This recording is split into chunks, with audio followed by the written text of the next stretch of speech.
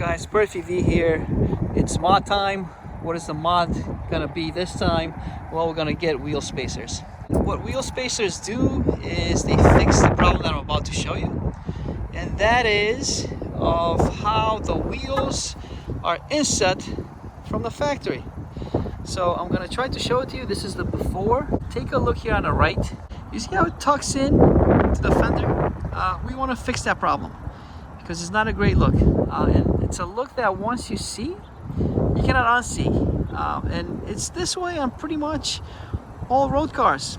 Just today I saw a brand new Audi R8 and it had the same problem, and again, once you see it, you can't unsee it, and it doesn't look good. Look at the rear right here. This is Model 3 dual motor long range. That doesn't actually matter. All Model 3s are set up this way. Even the performance, while it has slightly lower suspension, it does not address this issue. And the 20s that come on the performance, these are 19s, are the same width and the same exact offset. So you have the same exact problem. Look how it just tucks in there. If we go from the top, this is what we're trying to fix here. We're trying the wheel not to disappear like that. So what we're going to do is we're going to add 20mm spacers on the rear and 15mm spacers on the front. I'm giving you all of these before angles, and then we're going to compare this to the after shots once the spacers are installed and see how we like that look. I can't wait. I cannot unsee this. On all my cars, this is really a problem for me, and I need to fix it.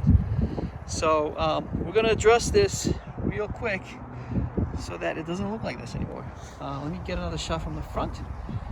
Again, Model 3 dual motor long range non-performance 19-inch factory OEM wheels. These are the OEM tires. I'm about to change them out for slightly wider tires, which that will improve this a bit more. These are 235mm wide tires. As you can see, it's not a stretch, but there's a slight stretch on the tire. And by going to 245s, this sidewall is going to be straighter.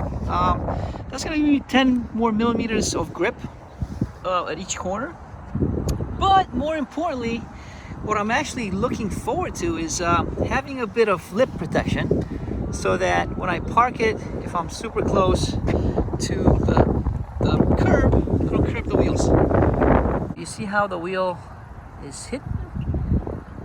We don't want it to stay hidden like that. There we go, right there.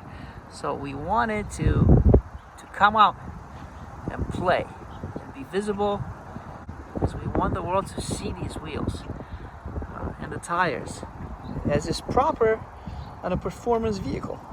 I kind of do care a bit about my cars, and I need to customize the look to my likes.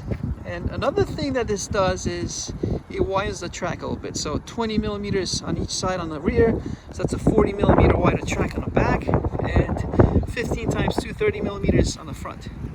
So that's an improvement in performance too. Obviously it's going to have some small aerodynamic detriments because they're sticking out a little bit.